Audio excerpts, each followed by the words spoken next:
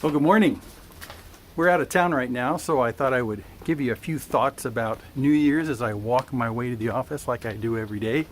And I had some thoughts about New Year's, so I thought we'd talk about those a little bit. You know, the whole idea about me walking to work is something that I've been blessed with for years because I lived within a certain radius of where I worked. This is after I left HP, actually. Then I could go out and I could walk to work. And it's actually an extension of what happened all the way through school for me as well, because in school, of course, we walk a lot on our way to school. And I was thinking back the other day as I was walking in to the office here. By the way, check out those mountains back there. Is that like incredible? Oh, one of the nice reasons to walk. But when I lived during my junior year in high school in London, we were first at a temporary flat in North London, north of Regent's Park, and kind of a doggy, what do they call it, furnished apartment. But they don't call them apartments here, they're flats. And we were there for just about 4 or 5 months. And my brother and I, John, we would walk down the street that our flat was on to go down and pick up a bus, and then the bus would take us across town to go to our school. Well, it took us a couple weeks to figure this out, but as we were walking down this road that our apartment was on, our flat was on, we noticed that on the other side of the street, of this street we walked down, was an old white 2-story kind of Georgian style building, and in front it had a sign, a commercial sign that said EMI, and we didn't think much of it at the time. But then it dawned on me, wait a second, EMI, they're a recording studio. And then shortly after that, it dawned on us that this recording studio was a recording studio that the Beatles used to record several of their albums. And it eventually became known as the Apple Road Studios, but at the time it was EMI. Well, that EMI studio was famous for a couple reasons. Just the year before, when John and I were walking down that street, just the year before, they recorded one of their most popular albums, and that album was Abbey Road. We were walking on the road that our flat was on, and our flat was on Abbey Road. So it was just kind of funny. In subsequent years, I came to find out how much history was stuck in that one building at EMI. I might be out of breath sometimes here as I'm walking because it's hard to breathe and talk and walk at the same time here. Chew gum, I'm not doing that. But it was really famous because, the previous year, in 1969, they recorded the Abbey Road album. But just 3 years prior, something even more historic had happened there. They had taken part in a worldwide 19 country participation event, live video event called Our World. And part of it, the UK part of it, came right out of this studio that we were walking by every day. In 1967, the Our World telecast was meant to be a way to kind of draw the world together. And so what they did was they got 19 countries involved, and they said, we'll put together a live satellite link. First time ever in the world to have a live program on satellite. Went through Intelsat 1, the first commercial geosynchronous communications satellite that was in orbit.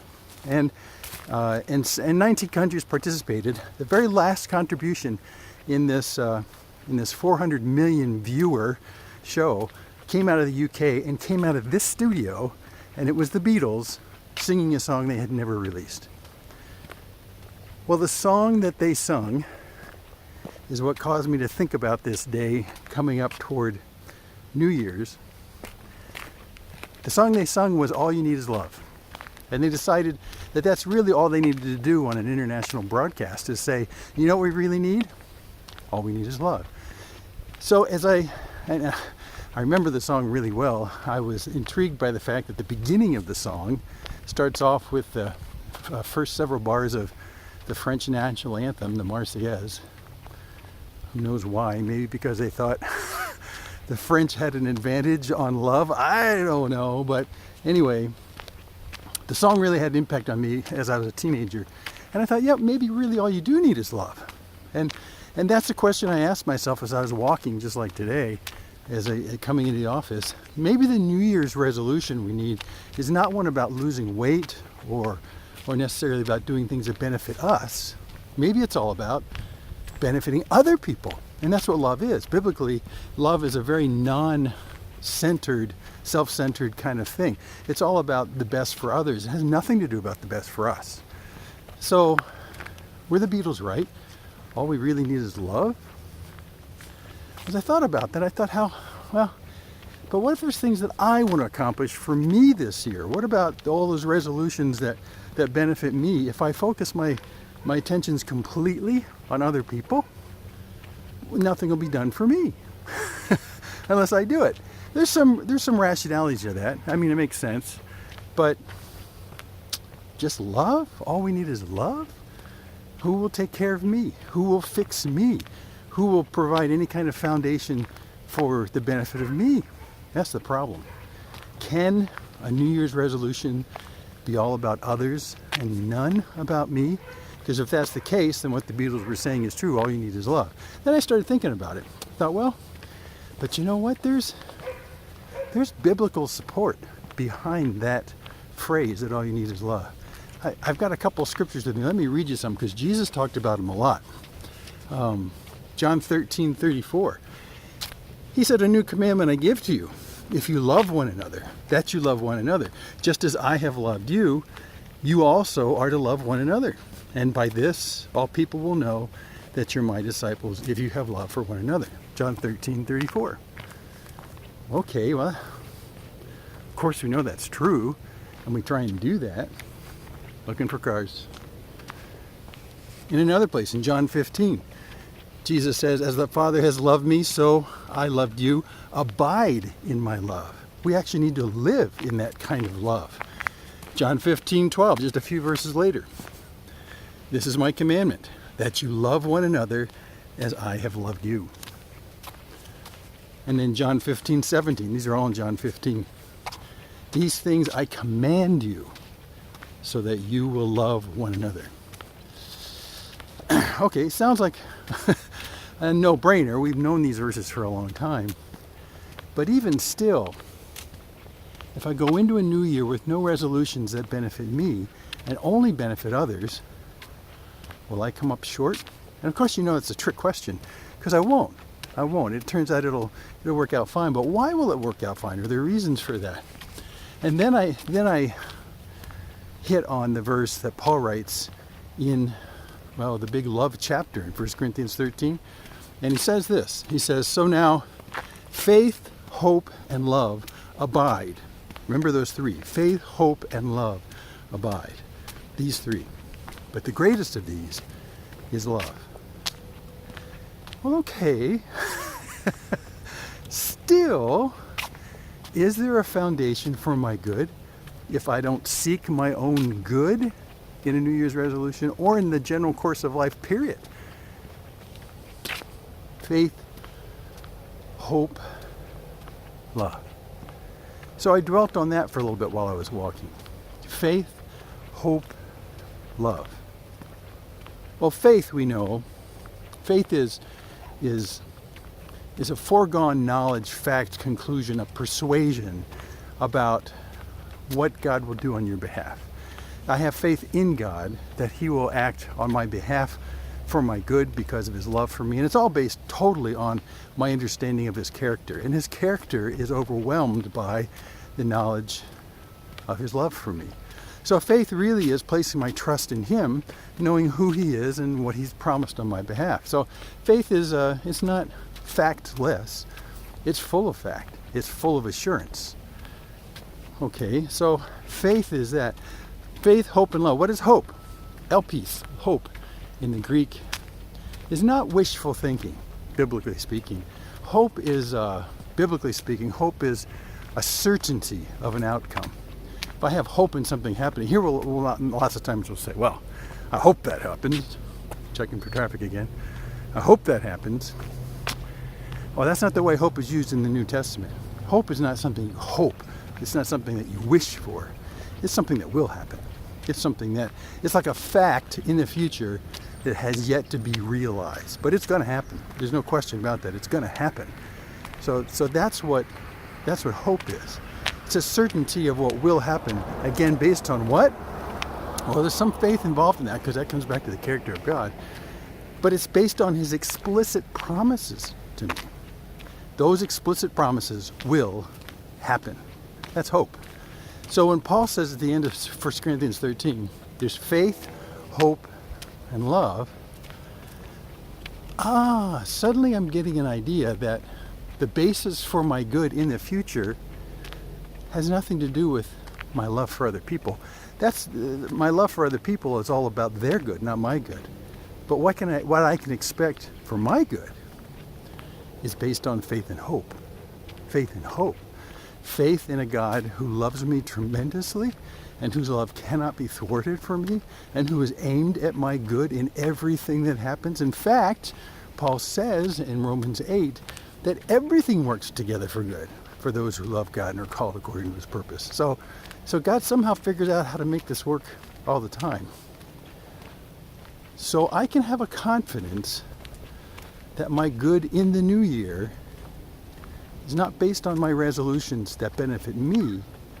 It's based on my knowledge of the character of God and my faith and trust I place in him as a result. And that's done.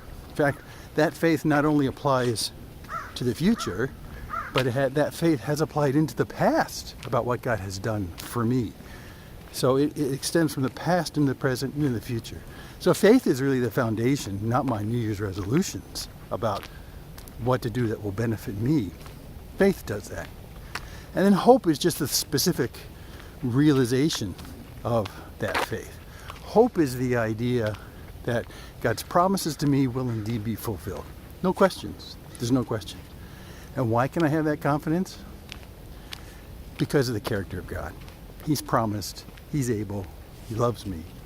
So as I stretch out into the future, hope lays that foundation for my good in the future in a way that no New Year's resolution ever can. Still, maybe if my New Year's resolution is simply this, love. All I need is love. Will my good be guaranteed some other way? And according to what we know about faith and hope, the answer is yes. Good is afforded to me in 2020 and forever after that, not because of resolutions that are aimed at benefiting me, but because of the rock solid reputation of God in whom I have my faith and whose promises toward me give me hope. Check for traffic or I won't have a future. So that's actually the operable foundation, kind of an assurance based on a settled past, a settled present, a settled future that is for my good, that allows me in 2020 and future to say, well, I'll stop thinking about me. I'll start applying myself to the good of others. Totally, 100%, totally on the good of others. That's love. So maybe in a real respect, love is all we need, even if it could cost us. Because, well, it costs us only in the sense, not only that it's sacrificial, but because we're not wasting our energies on good things for us. Because God is engaged in good things for us. You know, Paul wrote this in Romans 5, and he mixed these words together, the faith, hope, and love. And it's really insightful because he comes to the same conclusion as I just did. He says in Romans 5:2, through him, Christ, we have also obtained access by faith into the grace in which we stand. That's a past thing that extends in the present. We access by faith into this grace in which we stand, and we rejoice in hope of the glory of God. Faith and hope stretching backwards as well as forwards in time, making the basis for our rest when it comes to pursuing things for our own ends. And he goes on in verse 5, Romans 5:5. And hope does not put us to shame, because God's love has been poured out into our hearts through the Holy Spirit who has been given to us. So hope does not disappoint, doesn't put us to shame. And why? Because of God's love. We're confident of his love for us And as a result, the hope is on things that will happen, and our faith is sure. That makes a lot of sense. So in a real sense, it's almost as though Jesus was saying in the Sermon on the Mount, he says, in fact, I'll read it. Seek first the kingdom of God and his righteousness, and all these things will be added to you. So when I look into the new year, when I look into 2020 and beyond, I don't have to waste my time on things that are a benefit to me, thinking nothing else will provide for me, nothing else will be a source of good for me. It's sort of like, if I don't do it for myself, no one will. That's totally wrong biblical thinking. I don't have to be consumed with my own good, because God is already consumed with my good. And by faith, knowing his character, knowing the character of his love, by hope, knowing that his promises will indeed happen, that foundation frees me to stop spending all my time on me, including my New Year's resolutions, and to spend my time loving others. And like Jesus said, that's my commandment: love one another. Well, I've come pretty much to the end here. I need to cross this road. That's my New Year's resolution. Not things that will benefit me, but things that will bring life to others. And Jesus says that's what you really need to apply yourself to anyway. He said, these things I command you so that you love one another. So my New Year's resolution for 2020 is exactly that: love. Maybe love is all we need. Maybe that song that came out of the Abbey Road Studios in '67 as the closing act on the Our World celebration, that first live international broadcast. Even though I understand where they're coming from, it might be more true than I thought. Maybe the issue is love, and maybe the issue is me not seeking my own benefit, but seeking the benefit of others totally, sacrificially. All you need is love. I'll just close with one quote. A theologian, Alexander Maclaren, he lived at the end of the 19th century, Scottish theologian, pastor, really down-to-earth kind of guy. He summed it up in a nice phrase, nice little poem, if you will, about the whole idea about how faith and hope give us a security in the present and the future, and that allows us to be free, to be selfless in everything in our futures, including our New Year's resolutions. And he said this, and I'll finish with this. He said, being in Christ, it's safe to forget the past. It's possible to be sure of the future, and it's possible to be diligent in the present. Alexander Maclaren. And that's it.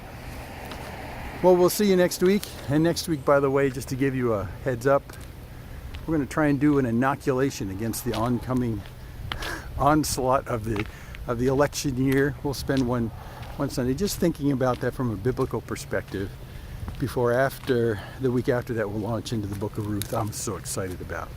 So have a great Christmas. Make your New Year's resolutions. But, well, actually, you will be seeing this after Christmas, won't you? Hope you had a great Christmas. But going into the New Year's, think about the balance between your resolutions. How much of these are meant to benefit me, and how much of these are meant to benefit others? Because you have a foundation, a sure foundation, to stop being consumed about yourself, knowing that your good is encapsulated in God's love for you, and that frees you to selflessly set your sights on others. Love is all you need. So love. That's a pretty simple resolution. Okay, we'll see you next week, God willing. Thanks for listening. Bye.